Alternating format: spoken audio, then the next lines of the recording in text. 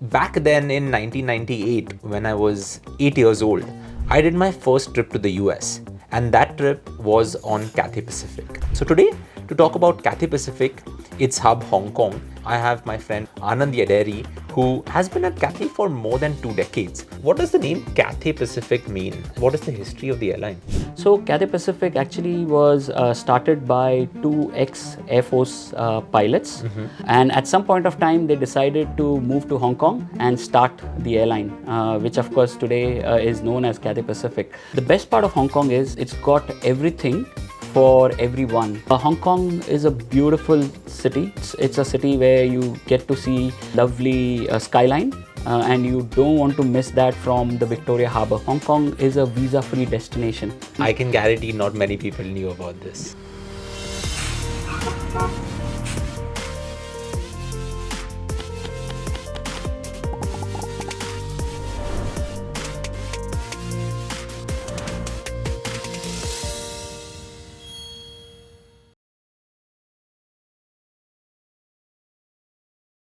Hi everyone, welcome to another episode of Travel, Explore, Celebrate Life. I'm Neil Patil from Veena World and I'm your host today. Well, Sunila is not with us today, but today is an episode that I'm super excited about because we're going to talk about planes and we're going to talk about one airline in general because back then in 1998, when I was 8 years old, I did my first trip to the US.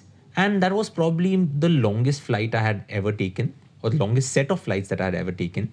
And that trip was on Cathay Pacific.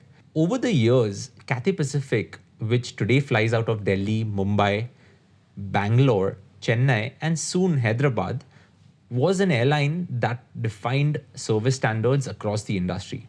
Today, they have upped the benchmark for what service should be, and they have really taken flying to another level. So every time you're on a Cathay Pacific flight, you will notice the small things that really sets them apart.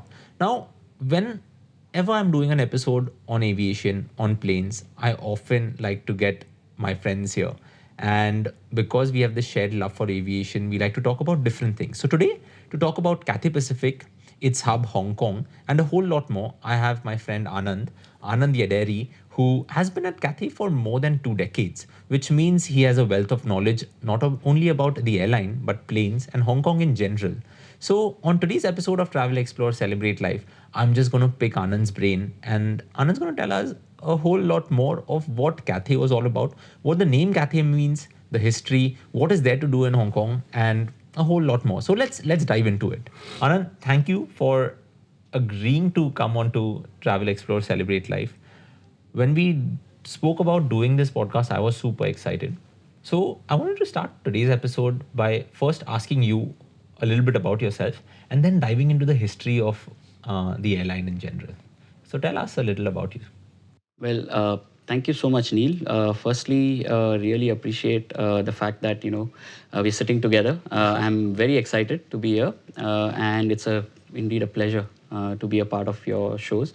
I've been following, and especially one thing that I really enjoy about your podcast that I've seen is your 5 minutes travel tips. Oh yeah, you like that? Really amazing. Well, I'm glad you said it because we'll insert it as a different thing on the podcast so that listeners can also tune in. Listeners, 5 minute travel tips is available on Spotify, Apple Podcasts, JioSaavn, or wherever you like listening to your podcast. And today, I'm not going to give you travel tips, but Anand will give us travel tips. So yeah, Anand, tell us a little bit about yourself. I can say I have been been in the aviation industry for last 2 decades, a little over 2 decades. Actually, I started my career with Jet Airways. I was at the airport operations side of the business, and that's where I would say I actually learned the nuts and bolts of the airline business. And after that, I quickly moved on to Cathay Pacific. And since then, I've been with Cathay now just over 20 years. Wow. And have been fortunate enough to do different jobs. I was actually started off at the airports with operations.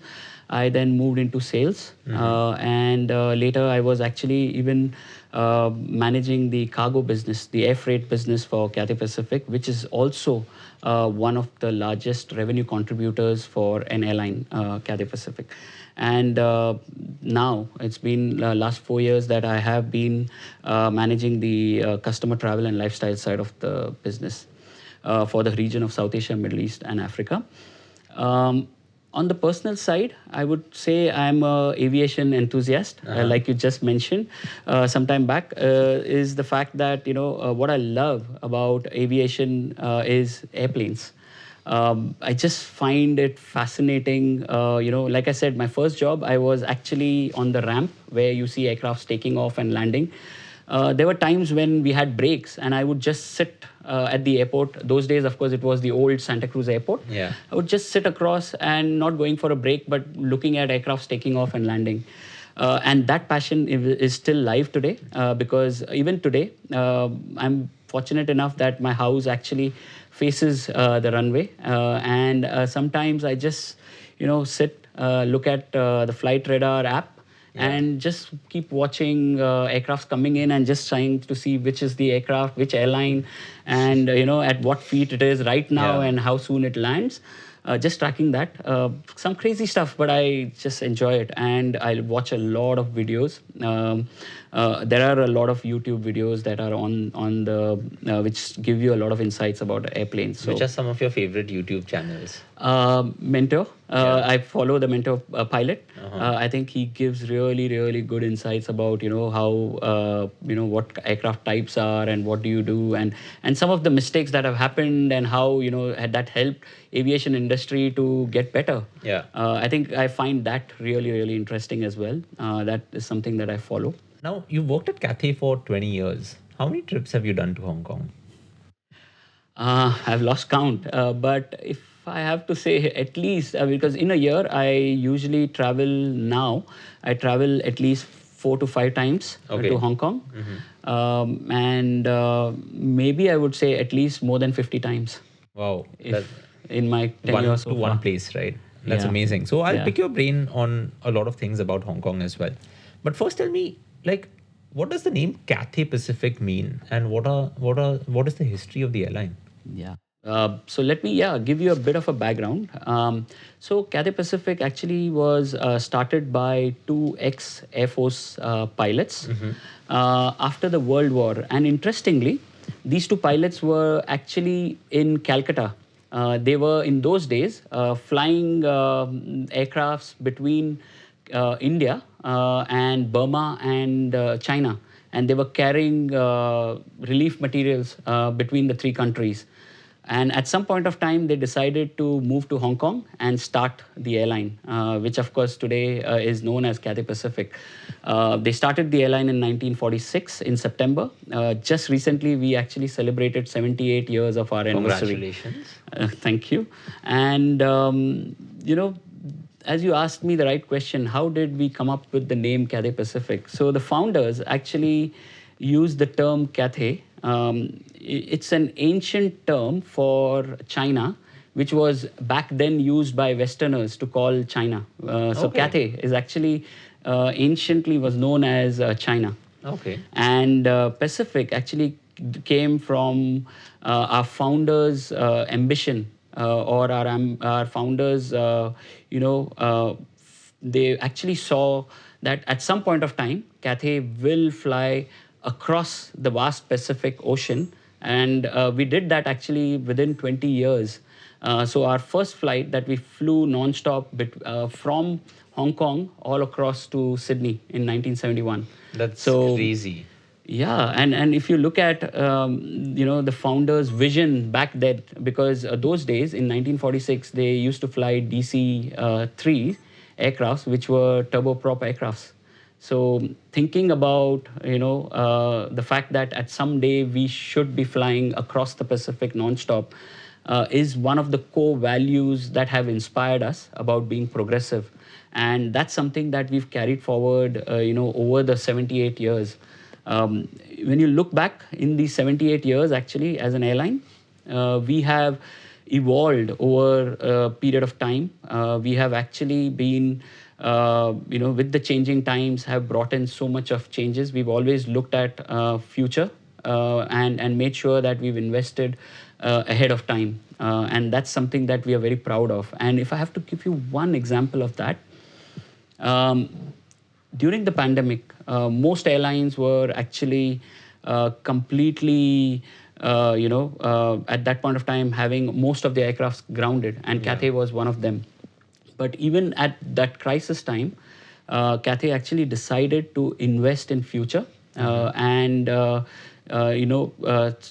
today, as we sit here, 2 years after the pandemic, we are actually now launching our all new business class called the Arya Suite.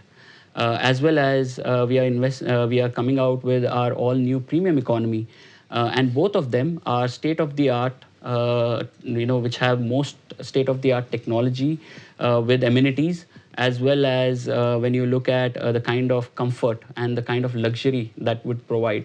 So yeah, we are very proud of being progressive as part of our values that we have, and that's all instilled and inspired to us by our founders. That's pretty awesome because you mentioned crossing the Pacific. And little did I realize when I was going to LA in 1998 that the Pacific is such a vast body of just water, right? And that was the first time in 98, and I was flying economy, that I saw the entertainment system on a plane. And I was just looking at the plane, and the plane was over the water for a long time before we hit LA. Now, that's one unique thing. You also said that you're launching a new business class product, but apart from your premium economy and business, I would really state here that your economy is state of the art too. The way the headrest is designed, the way the entertainment system is designed, the fact that your newer planes have USB-C and USB-A ports, small things are what have defined the airline over a long period of time, right? Now, there's a whole lot to talk about, Anand, but let's come to Hong Kong for now. You've done multiple trips to Hong Kong. What are some things that you would recommend to our listeners that, okay, if you're going to Hong Kong, do these 5 things, do these 6 things that come to your mind? Like, it could be food, it could be the places to see, something that you can touch upon. Yeah. So absolutely, Hong Kong for me holds a very special place, and of course, why not? Because it's like a second home. We keep going back. Whoever is working in Cathay, you have a lot of opportunity to go back to Hong Kong. But if you ask me as a traveler, and I always consider my family as a traveler because they don't often travel to Hong Kong that much, because I travel on work so much. So, but whenever we go there, I always think of what are the things that they would enjoy. So the best part of Hong Kong is it's got everything for everyone. So if you look at Hong Kong from a family point of view, there are theme parks. I think Hong Kong Disneyland is the first that comes to my mind. And especially if you're a family with children, you would want to take them to Hong Kong Disney. And, the fact is, Hong Kong Disneyland is the closest to India. If you look at in terms of... The closest Disneyland to India. And that's the Hong Kong Disneyland. Ah, that's very cool. Absolutely. So, yeah, I mean, if you've never been to Disney, maybe this is one place that you should definitely add it in your bucket list if you're going to Hong Kong. The other bit in terms of theme park is Ocean Park, which again is a very good theme park. Your kids will really love it. And the best part of these theme parks is that it's not just for children. Even as parents, you would love because there are a lot of rides, a lot of experiences that we enjoy that part. So that's something we've always planned whenever I've taken my family along, and they're never bored. They want to go back again and again. There's an interesting story of Disney, which I thought I should also share as part of my experience. So when my son was born, and my wife Sneha, when we were getting closer to the first year, when they were growing to be 1 year, my son, we always had a debate of what should we do for the first birthday. The usual traditional one is, let's call in everyone, let's do a big party. But then we always were hesitant because 1-year-old, you don't want them, they'll be overwhelmed, and you don't want them to be tossed around with so many. So we said, let's bring in some experience element. Maybe they are too small, but let's bring in some experience. That moment of joy is what we wanted to see on our son's face. And we decided to go to Disney and celebrate his first birthday at the Hong Kong Disneyland. Oh, wow. And trust me, the 1-year-old had so much of joy, and the eyes just popped out looking at all, being surrounded by all the characters, be it Mickey and Minnie Mouse, be it the Daisy and Donald Duck, and of course the Goofy and Snoopy. And we had the entire cake cutting session and dinner across with all of them around. It was an amazing experience. I still cherish that. Of course, you ask my son, he may not remember it. But those moments have been captured, and that's right now sitting on our, It's a core memory. Absolutely. And I think, and we did that even with our daughter, who's 3.5 years later. So you went to Disneyland again? Again. Oh, wow. And my son remembers that now, because by then he was 4.5 years old. So that's something I really enjoyed, and my family really loved it. And even now they just want to go back to Disney. So that's Hong Kong when it comes to when you're going with family with theme parks. I think there are so many other things. Hong Kong is a beautiful city. It's a city where you get to see a lovely skyline, and you don't want to miss that from the Victoria Harbour. Especially, you should be on the ferry looking at the skyline of Hong Kong. It's just Instagrammable. I mean, these days you talk about Instagram, right? I remember my initial first few visits, I was always in awe. Like, such a beautiful skyline. Is very unique. Yeah, I totally agree. Absolutely. And, one of the interesting fact is Hong Kong is still one of the maximum number of skyscrapers in the world today, with more than 150 meters of height. So it has the highest number of skyscrapers, if I'm not mistaken, somewhere around 560 odd skyscrapers around the world, even today. And the lighting on all of those skyscrapers is incredible. Like, I remember the first time I really witnessed it, you witness it during the day, it's one thing. But if you're on the ferry and you witness it at night, the lights just do this crazy dance also. And I think the city has also invested in, if you are at TST or Tsim Sha Tsui, and if you're at the promenade, you can really get a great view of all of the skyscrapers. That's pretty cool. And many movies have been shot there, and they have shown Hong Kong in the best light, right? So I totally agree. Yeah, absolutely. No, completely. You mentioned about Shim Cha Tsui Promenade, right? One other thing that one should not miss is you walk through the promenade, you will find Bruce Lee, a statue of Bruce Lee made of bronze. I have grown up watching Bruce Lee movies. I don't know. Have you watched Bruce Lee? A few of them, but I know about the statue, yes. Yeah, so I have grown up watching Bruce Lee movies. And, the first year when I went to Hong Kong and I was there, for me, that was the moment like, oh, finally, of course, I don't get to see him because he wasn't alive then. But one of the best places to actually see someone who you've seen growing up watching his movies. That's the other area. The other bit I would also recommend is to travel up the peak, Victoria Peak, where again you get to see a very beautiful scenic view of Hong Kong. You go during the day or you go during the night. It just looks different. And both times, I would say. Absolutely. Right? It just looks very beautiful. So that's one thing that you should not miss, I would say, when it comes to Hong Kong. There are lots of other things that I would say over time has come up. See, Hong Kong is a mix of 200 plus islands. Many of them are uninhabited. But there are so many places where you can actually do hiking and trail. There are so many unexplored beaches. which if you ask me a few years back, I had no idea about these. When I used to go to Hong Kong, but I had no idea about these unexplored islands where you had some beautiful mountain trekking that you could do. I'm talking about trail walking. You don't have to literally trek, but you have to walk.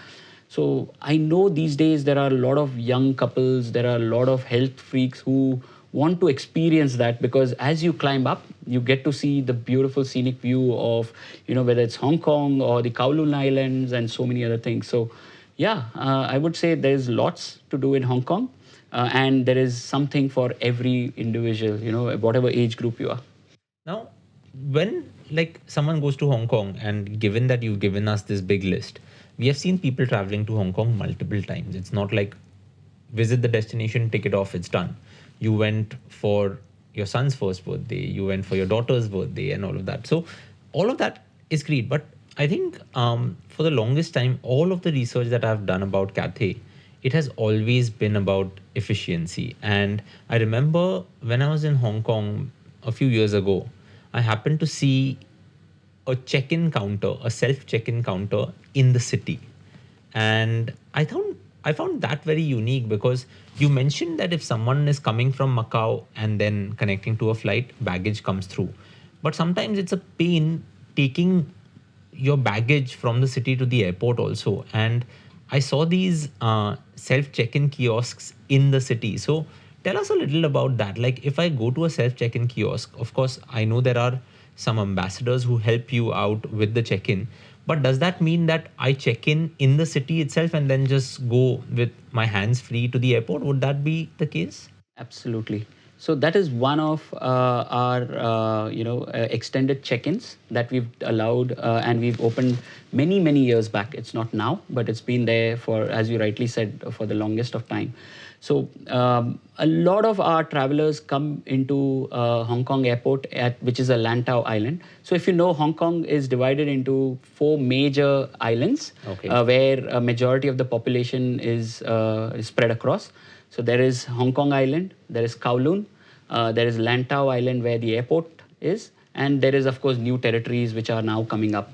So usually when you arrive into Hong Kong at the Lantau Island, or when you're going to the city, you have to take the Airport Express or you take any other mode of transport. And it's quite a distance. It takes you around 45 minutes to, but Airport Express takes you around 20-25 minutes if you're getting into Kowloon or into Hong Kong Central.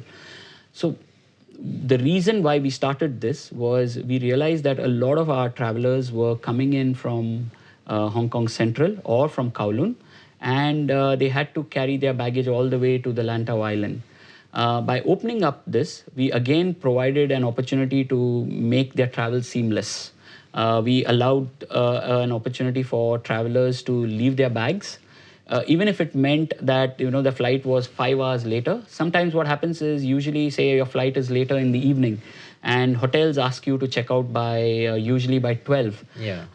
What do you do? Where do you walk around with the bags? You go to the airport and do what? So most often, a lot of our travelers do this, is they go straight to the Hong Kong Central check-in area, leave the bags with Cathay, and then the bags will be transferred straight to the airport, and they're free to go around and see Hong Kong Island and then get back to the airport later in time for the flight. So I think that experience has helped a lot, and we see a lot of our travelers make use of this facility. Yeah, I think not many airlines offer this, because just think about it, right? Like that scenario that you mentioned, that you have to check out of your hotel not at even 12 noon. Nowadays, some hotels say 10 a.m. you have to check out, or 11 a.m. you have to check out.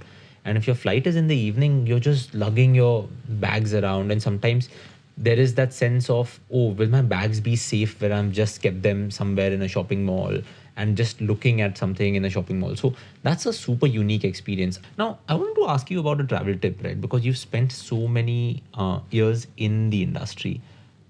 If someone is on a flight, okay? It could be Cathay. Let's talk about Cathay for now.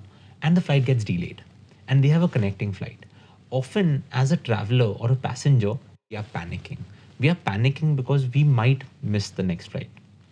Now, in those cases, the instinct is what? Instinct is you go to the airline counter and start fighting. Now, you and I both know that a flight can be delayed for 100 other reasons, but most of the time it's to ensure that the flight is safe to fly, right? Like, and if it's delayed, it's delayed. Now, in such situations, what really happens at the back end of an airline, right? Like, should the passenger be panicking, or what should they really do? One thing is simple, that they should go to the travel desk and get a boarding pass. But tell us your view and what happens at your side of the table. Sure. So delays are very common. Yeah. Misconnections are very common in our business because in a day when you move hundreds of thousands of passengers from who are connecting from different parts of the world, it is bound that some traveler may misconnect because of one of the aircraft not arriving on time, or one of the aircraft had some engineering issue or something. So it's very common in our business. In the past, yes, we would expect a traveler to, go to the transfer desk and immediately ask for, oh, I'm misconnected. What do I do? But now, with the digitization, one of the major changes that has happened is if there are misconnections, and if it's a misconnection that is kind of you're known because you before you depart from your port, the flight is misconnecting. Say, for example, your first leg of your flight is delayed, and you know that you're going to misconnect. Most often, our systems are today tuned in a way that automatically they kick in. The systems immediately find protection for the traveler, and they get a message on their phone or on the emails that they have shared with us. Yeah. What happens is, why people end up panicking is most often when they arrive into Hong Kong, and or say when they are just boarding, their phones may be on airphone mode, or even when they land, they may not have a Wi-Fi initially. So the first thing is, oh, should I rush to to the travel desk? So I would say first check your phone, the email address or the contact number that you've given. You will find the backup plan in place saying that you've been protected on so and so flight, and connect to a Cathay Pacific flight at so and so place. Whether at the transfer desk, or most of the time you would have somebody from our Cathay ground staff who would be at the Hong Kong airport standing with a placard saying with your name, and knowing the fact that you misconnected, and they will be giving you your next alternate options. So that's how we try to make sure that we cause minimum inconvenience to our customers. Yes, there could be times when these things may not happen, but that's rare. But most often we have a process in place and we follow that. No, that's pretty cool. Now I'll come back to Hong Kong, right? Hong Kong has many neighborhoods, has many areas. But if someone's going to Hong Kong for the first time, what are some of the neighborhoods that they should probably stay in? Is it Kowloon the best place to stay? Is TST the best place to stay? What according to you? I know there's no right answer for it, but what are some of the neighborhoods that you think are great to stay? Yeah. So again, now, if you are planning your own itinerary, it depends what part of the city you're spending most of your time. So, for example, like I said, when I went, I had a very clear plan that we wanted to spend most of our time in Disneyland. I'm talking about the time when when we celebrated our son's birthday or our daughter's birthday. So we were very clear Disneyland is in Lantau Island. Yeah. So there's no point us staying in Kowloon Island or in Hong Kong Central, because you'll spend a lot of time traveling all the way from there to Lantau. So we ended up choosing Lantau Island as a place where we would want to stay. So likewise, I would say, there is no place which is not good. I think Hong Kong is overall a very beautiful city. Has one of the most safest places anywhere you travel across. Yes, if most of your attractions are in and around the city, then Kowloon is the place that most often we recommend. Chimcha Shoy is in Kowloon, and if you are put up somewhere there, it's very easy for you to travel across the harbor to Central, visit the peak, or you want to visit some of the beaches, and likewise, if you have to do the Lantau Island going into Disney, you could still take hop onto the buses or even the metro services. One thing I have to tell you, Hong Kong has the best public transport connectivity. And again, it's so seamless that all you need if you're traveling solo or if you're traveling by yourselves and not as part of a tour, then you just have to buy an octopus card. And that octopus card is like a magic card. Okay. Why I call it as the magic card is because you can actually use that card. Of course, you have to fill in money in it, but you can use that for any transport. You travel across any modes of transport. You even actually go to a 7-Eleven shop. Nowadays, even hotels and restaurants actually can use That's amazing. Use octopus card. So it's very seamless to travel across Hong Kong. And trust me, the connectivity that it provides with different modes of transport, you will enjoy it. You have to, but one thing, you have to walk a lot if you are. Be ready to walk. Yeah. Absolutely. And that's when you explore the city. Yeah. Be ready to walk and be ready to climb, because Hong Kong is a city where like it's up, down everywhere. That's now, correct. a final question, Anand.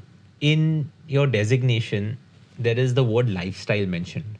Now, how is lifestyle connected to an airline? Because an airline is basically us going from point A to point B. So, what does lifestyle bring to that? Got it. So, Cathay has been, as I said, in the business for last 78 years. And with that came a lot of loyalty amongst our customers who travel very frequently with Cathay. And then they have become now part of our membership program, where there are different tier status. What happens is they, of course, like any other airline or like any other banks, as and when you transact, you earn points or you earn miles. And that also provides you an opportunity to redeem those miles when you're traveling next time with your family. You want to redeem those miles for your flight. Now, where lifestyle fits in is we realize that there is an opportunity for us to actually diversify into another side of the business, which is not aviation, but non-air. So what we wanted to explore was we wanted to get into providing our regular frequent travelers who are sitting with so much of miles and points to actually earn and burn, not just when they're traveling with us, but also when they are doing their regular stuff and when they're not traveling with us. So for example, you are in Hong Kong today, you've flown on a Cathay flight, you want to make a booking at the hotel. If it's part of the Cathay, partner program, you could actually earn points or miles at that hotel when you are making a reservation. Okay. When you are traveling and you're going making a reservation at one of the fine dining restaurants in Hong Kong, you actually get to earn points even when you're paying the bill there. Okay. And likewise we have 8 pillars. We call it as the 8 pillars, which are non-air. We also have our own Cathay shop, where we sell a lot of our merchandise, right from these kind of aircrafts, because there are a lot of our loyal members who want to keep aircraft models in their homes, and a lot of them actually end up buying these by using their points. So we also offer that. We also have in some markets we also provide travel insurances, and we also do a lot more of those non-air. So the idea is to engage with our customers, not just when they are flying with us, but also when they're not flying, and we provide them with the opportunity to actually earn and burn points outside the Cathay, flights. That's pretty cool. Awesome, Anand. Thank you so much for coming on this episode. As we near the end or completed, do you want to leave our listeners with any tips from your more than 2 decades of experience in aviation? Because every time you're flying, you're trying to optimize your time. You're trying to ensure that you spend the least amount of time in security, spend the least amount of time at immigration and 100 other things. So given that you've taken so many flights, you are an aviation enthusiast and all of that, what are 1 or 2 tips that you would leave our listeners with, so that the next time they fly, they have a more enjoyable experience than what they had the last time? Sure. I think first, maybe if I talk about Hong Kong, since we're talking about Hong Kong, I don't know if many of our listeners here would know the fact that Hong Kong is a visa-free destination. Now, when I say it's a visa-free destination, means actually for Indian nationals, you can arrive into Hong Kong without any visa. All you need is a pre-arrival registration, which is just a 5-minute formality that you need to do online. You have to go on the Hong Kong immigration website, feed in all the information that's on your passport. Just make sure that you're updating every single information to the T, because that information is very, very crucial in terms of getting that right. And once you finish, you get an instant approval.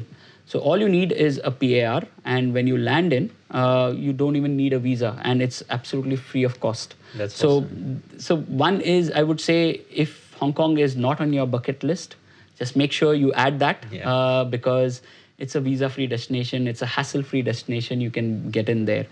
The other bit you mentioned, what are the tips that I could look at offering is, if you are someone who travels frequently to Hong Kong, Hong Kong provides you the opportunity to be a frequent traveler, where in a year, if you arrive 4 times into Hong Kong, you just have to go to the immigration counter. They will digitize your data. And the next time you arrive into Hong Kong, you just have to walk through just scanning your passport and That's go across. You're not going through immigration. I can guarantee not many people knew about this. Absolutely. So that's something, we always tell amongst our colleagues when we travel from India to Hong Kong on work. It takes lesser time to actually get out of Hong Kong airport than sometimes when you're in queue in Mumbai or in Delhi, waiting for the immigration. But I know now that, we are actually coming up with smart immigration counters as well. Yeah. And that's something that we're all looking forward to. That's Awesome. I would say. Anand, thank you so much for coming onto the podcast. Listeners and viewers, that was our episode, Hong Kong, Cathay Pacific, and all travel tips that you should probably know when you're flying next. Thank you for tuning in. We'll come back to you with another episode very soon. Until then, as we always say at Veena World, keep celebrating life. Bye-bye.